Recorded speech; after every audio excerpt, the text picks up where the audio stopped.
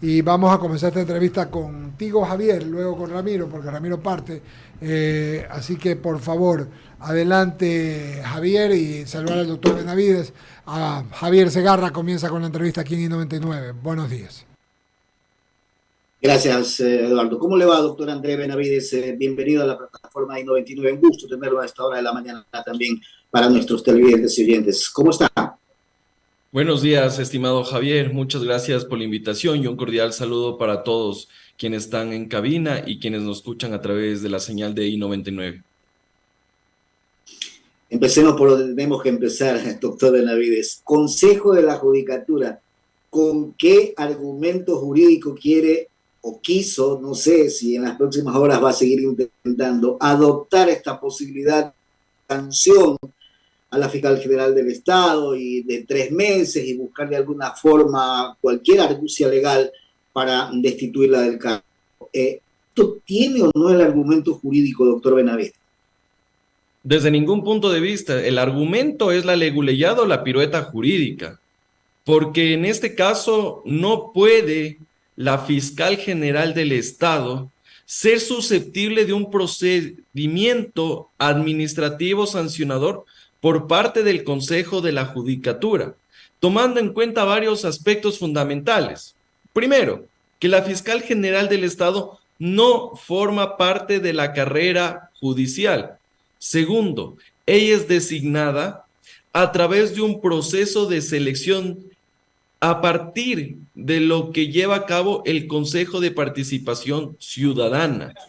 Y tercero, el control que está sometida la fiscal general del Estado es a través del juicio político que es realizado por parte de la Asamblea Nacional. En ese contexto, estimado Javier, desde ningún punto de vista existen los argumentos jurídicos para que la máxima autoridad de la Fiscalía pueda ser sometida al control disciplinario del Consejo de la Judicatura. Eso generaría un precedente nefasto, porque mañana, si es que por ahí hay alguna autoridad que tiene fuero de Corte Nacional y está molestando a algún pana, algún amigo, simplemente aplico la suspensión, la facultad de suspensión que tiene el Consejo de la Judicatura y finalmente saco a la fiscal de ese proceso. En tal virtud, vemos que existe una clara arrogación de funciones por parte del Consejo de la Judicatura, pero afortunadamente no llegó a concretarse, no llegó a materializarse. Lo que refleja entonces que están siempre estos intereses particulares, personales, políticos, jugando a una situación tan seria como esta en nuestro país, doctor Benavides. Por supuesto. Aquí, más allá del razonamiento jurídico que podamos tener sobre este tema, aquí evidentemente existen intereses políticos. Por ahí hay algunos que están tratando de ver si es que la fiscal ha hecho plagio o no de la tesis y con eso abrirte un proceso sumario administrativo, un proceso disciplinario. Bueno, yo en realidad tengo consideración por varios colegas y a mí no me gusta referirme mal de mis colegas, pero si es que se busca esto como plataforma para salir en medios, para hacer ruido, para hacer plata, no te sirve. Hay otras formas de hacer las cosas bien, pero en este caso creo que lo que se ha intentado, más allá de los intereses personales que tienen algunos y que algunos vocales de la judicatura quisieron subirse en esa camioneta para ver la forma de cómo sacarla a la fiscal general del Estado, creo que en honor a la institucionalidad esto no era posible y lastimosamente el Consejo de la Judicatura obviamente estaba allanando un camino que permeaba en situaciones incluso más complejas. Y esto hubiera sido motivo para un posible juicio político con la próxima Asamblea Nacional. Eso es indudable, porque aquí existe un incumplimiento de funciones, no de la Fiscal General del Estado, un incumplimiento de funciones del Consejo de la Judicatura. De mi parte, gracias, doctor Benavides. Ramiro Cepeda continúa con la entrevista. Luisa, está bien. Sí, Luisa, por favor. Muchas gracias, compañeros. Gracias. Doctor, un gusto saludarlo. Sí, una de mis primeras preguntas, de las dos que tengo que hacer, es la siguiente. Con respecto al tema de los decretos emergentes que debe y ha comenzado a enviar el Ejecutivo, a efectos de que puedan convertirse en ley una vez que la Corte Constitucional los admita. ¿Considera usted pertinente que puede la Corte Constitucional tomarse todo el tiempo del mundo para poder dar luz verde a estos decretos presentados por el Ejecutivo? ¿Hasta dónde cree que podrían entorpecer la respuesta que debe dar este grupo de jueces, el trabajo del presidente de la República? ¿Le pasará lo mismo que le pasó con la Asamblea? Un cordial saludo, estimada Luisa. Excelente pregunta. A ver, lo primero que tenemos que tomar en cuenta es que el 148 de la Constitución nos indica que el presidente puede disolver la Asamblea Nacional y a partir de ello emitir decretos ley calificados como urgentes en materia económica, siempre y cuando exista la luz verde o el dictamen de la Corte Constitucional, que vendría a ser su contrapeso. El gran problema que tenemos en este momento es que ni en la Constitución, ni en la Ley de Garantías Jurisdiccionales y Control Constitucional, ni en la Ley Orgánica de la Función Legislativa, tenemos un procedimiento reglado de lo que debería hacer la Corte Constitucional, y menos aún plazos claramente establecidos. Y es por eso que este procedimiento podría durar un día, como podría durar años, como el común de los mortales. En mi opinión, tomando en cuenta la situación sui generis, excepcional, que estamos viviendo como país, la Corte Constitucional debería darle un trámite, una resolución pronta y expedita. Porque ¿de qué te sirve disolver la Asamblea Nacional si al final del día aquellas leyes económicas no puedes implementarlas porque la Corte Constitucional está dilatando el proceso y no sabemos cuándo va a resolver aquello? Y a eso podemos sumarle un tema adicional. La Corte Constitucional, al no tener procedimiento, está viendo cómo tratar de tramitar este control de los decretos urgentes en materia económica. Y dicen, bueno, convoquemos a una audiencia. Sí, una audiencia para saber posiciones. Y aparte de eso te dice, bueno, convoquemos a amicus curiae para que la ciudadanía nos dé algún tipo de luz respecto de aquello. Pero te dice también, oye, solo vamos a escuchar a los primeros 10 amicus curiae. Es decir, que yo presento los amicus curiae de mis panas que están en contra de la ley, y esa sería la visión que puede tener la Corte Constitucional. O presento los 10 amicus curiae de mis panas, en cambio que están a favor de la ley, para que también tenga una visión respecto de aquello.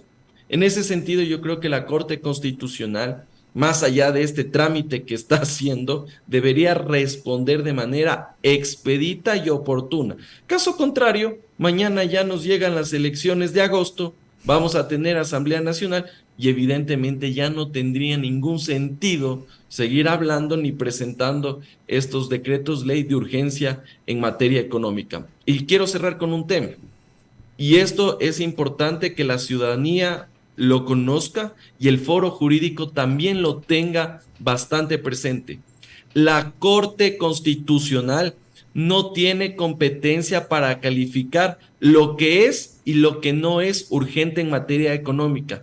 Esa es una potestad exclusiva del presidente de la República. Porque si no, mañana me puedes decir, eso no es lo urgente, eso no es lo económico. Entonces te declaro inconstitucional la ley. No. La Corte debe limitarse a decir, ¿este artículo guarda compatibilidad con la Constitución? ¿Sí o no? Nada más. Y eso es lo que tenemos que esperar de la magistratura en los próximos días. Doctor, escuchándolo, se deriva mi siguiente pregunta. Y esto a propósito del planteamiento y de algunas voces, sobre todo de la Revolución Ciudadana, en la línea de que es necesario reformar la Constitución para dejar cosas claras.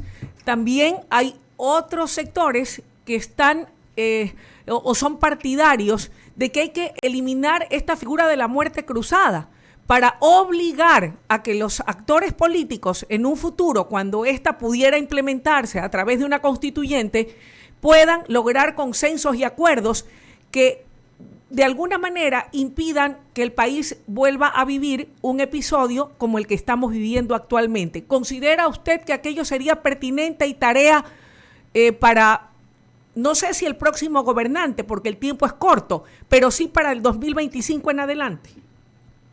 Bueno, hemos estado acostumbrados, estimada Luisa, a que llegue un gobierno y todos quieran refundar el país. Ya parte de la costumbre que de nuestros políticos es refundar cada 10 años. Y en ese sentido, llegan con las consultas populares, llegan con las asambleas constituyentes, y supuestamente ese es el camino para superar toda la grave crisis que existe en el Ecuador. Ya hemos tenido 20 constituciones. Eso quiere decir que ya hemos tenido 20 intentos de refundar y superar los problemas del país. ¿Queremos una nueva constitución, la número 21? Yo creo que no sería pertinente. Por otro lado, sí, podemos tener varios defectos en la constitución. Totalmente de acuerdo, y muestra de aquello ha sido no solo lo que viene a ser la muerte cruzada, sino también el juicio político, los decretos ley de urgencia económica. Todo este escenario que se ha venido construyendo desde enero de este año hasta el 17, bueno, seguimos todavía hasta que sean las elecciones, nos ha mostrado las deficiencias tanto de la Constitución como de la ley. Creo que algunas cosas se podrían superar con reformas a las diferentes leyes que tienen relación con estos aspectos. Sin embargo, yo no soy partidario de que estemos hablando de una asamblea constituyente, que en la parte de lo que tiene que ver con derechos y garantías constitucionales me parece de avanzada. En la parte orgánica es hiperpresidencialista.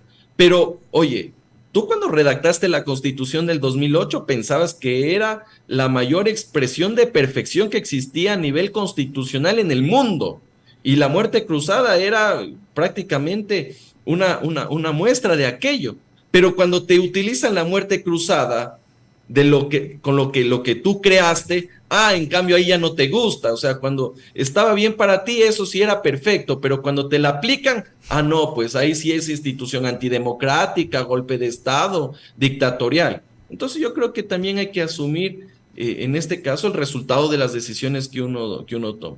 Y obviamente hay que fortalecer las instituciones respetando la Constitución y la ley. Mientras no pase aquello, seguiremos hablando de las mentadas reformas para superar los problemas que tiene el país. Mire, Luisa, sin necesidad de hacer reformas constitucionales, aquí el Consejo de la Judicatura quiere arrogarse funciones de destituir a la Fiscal General del Estado. Entonces aquí no es cuestión de falta de norma, es cuestión de que se la respete.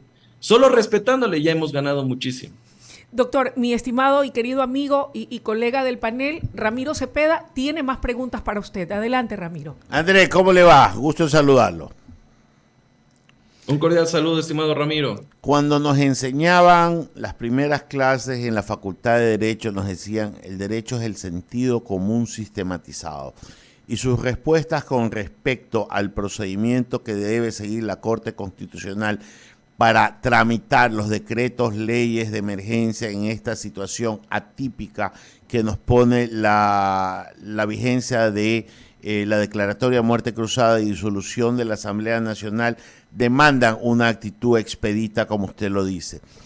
Yo quiero ponerle un ejemplo que tiene uno de los decretos que ha enviado el presidente de la República y que creo que sí debe intervenir la Corte Constitucional. Por ejemplo, el decreto de las reformas tributarias. Usted sabe que los temas tributarios tienen vigencia por periodo fiscal, por mandato legal y por mandato constitucional. Y en dos líneas de ese artículo dice, estas reformas tendrán efecto inmediato. Según su criterio constitucional, piensa que ahí sí puede intervenir la Corte diciendo, sí señor, yo le apruebo todo esto, pero la vigencia de acuerdo a la norma constitucional y a la norma legal es por periodo fiscal y no de efecto inmediato. Su opinión. Bueno, es importante tomar en cuenta, Ramiro, que tenemos diferentes regímenes impositivos. Usted tiene, por ejemplo, el régimen del impuesto a la renta, que es anual, tiene el IVA, que es mensual o semestral, dependiendo de la actividad económica, y tiene otro régimen como es el caso del RIMPE que tienen para este tema de los emprendedores. Este es el impuesto a la renta. Que está dentro del impuesto a la renta, pero es un régimen especial. Entonces, en ese sentido, evidentemente, se podrían dar reformas que tengan inmediatez, que puedan ser de cumplimiento directo. Sin embargo, hay otras que dependerán del ejercicio fiscal. Ahora, en lo que tiene que ver con el impuesto a la renta, ya, este es un impuesto anual. Supongamos que las reformas salen en mayo de este año. Evidentemente, lo que te dice el Código Tributario es que esto se aplicaría a partir del 1 de enero del 2024. Esa es la lógica.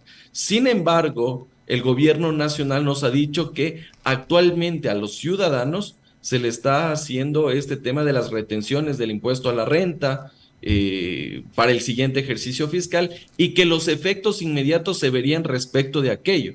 Bueno, puede ser discutible eso, ¿no?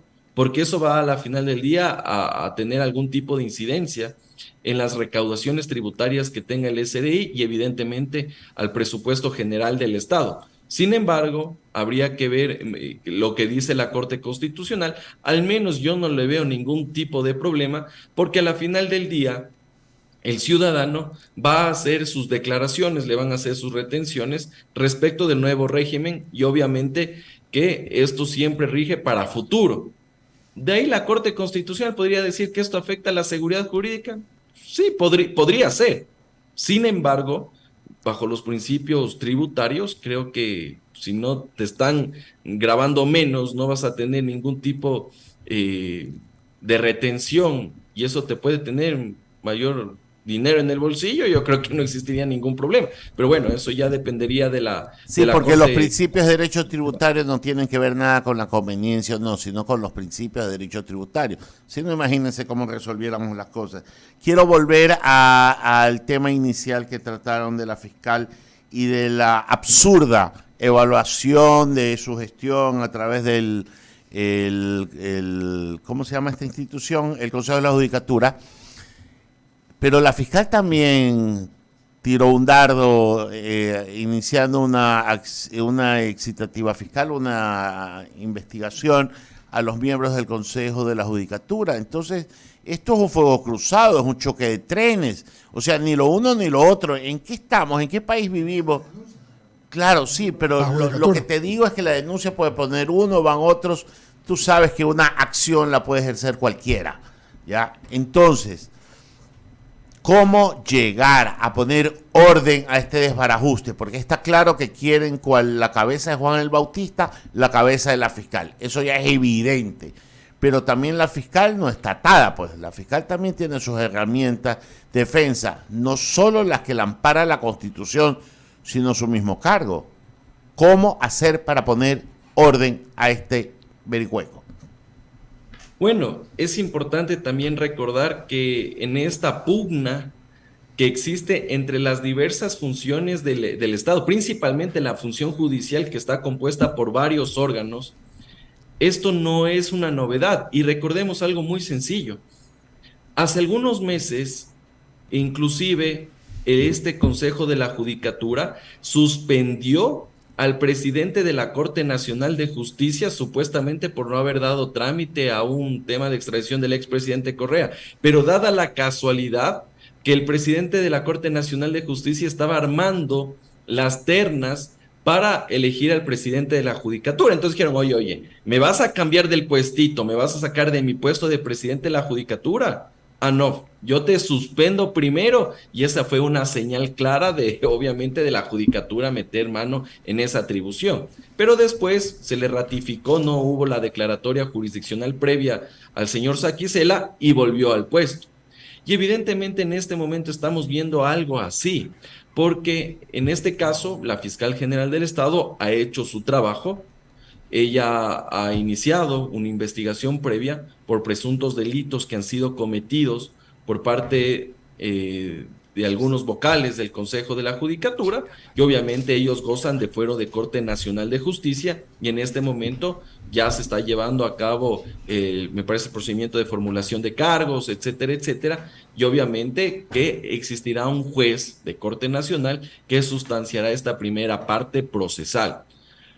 Pero aquí vemos que el Consejo de la Judicatura, tratando de ver la forma de cómo también defenderse, de dar pelea, utilizan este tema del famoso plagio de la tesis de pregrado de la fiscal para tratar de suspenderla y sacarle de la jugada. Entonces vemos que aquí lo que se está haciendo es un abuso de las competencias y atribuciones que tiene la judicatura para también dar un golpe a la fiscal y de esa manera que se trate de calmar un poco en este tema que tiene que ver con el presunto delito de tráfico de influencias y decirle, oye, de un ratito, no te vayas contra nosotros. Eso es la interpretación política que podríamos tener. Y obviamente que a la ciudadanía salta a la luz esta cuestión. Pero en realidad se está dando esta situación. Ojalá, mi querido doctor Andrés Benavides, querido amigo, es Eduardo Mendoza Paladines, ojalá, lo digo, actuar así el Consejo de la Judicatura contra los jueces que emiten sentencias marcianas, por decirlo un poco inapropiadamente, pero todo el Ecuador sabe a lo que me refiero, y no hacer lo que quieren hacer por pica, por fastidio o por empatar un partido que ellos creen que hay que empatarlo, cuando el Ecuador entero reclama de ellos celeridad en hacer las evaluaciones que no hicieron y que se comieron hartísimo tiempo cuando tenían que hacerlas, para haber evaluado fiscales, jueces, notarios, en lugar de hacer todo lo que están haciendo, porque es una instancia administrativa y nada más. Una pregunta final de mi parte, se nos pasó el tiempo, doctor Andrés Benavides. El tema de la paridad de género, entrevisté en el CNE para las elecciones. Entrevisté hace 3 semanas a Diana Tamaín y me dijo, no damos, es el 30%, esta es una elección emergente, pero por ahí han salido unas voces de personas que dicen que no, que debe ser del 50%. La verdad es que es una elección que nadie tenía previsto, mi querido doctor Benavides, y lo único es que esto se pensaba que se iba a hacer para el 2025. ¿Tiene alguna idea de esto? ¿Usted puede comentarnos al respecto?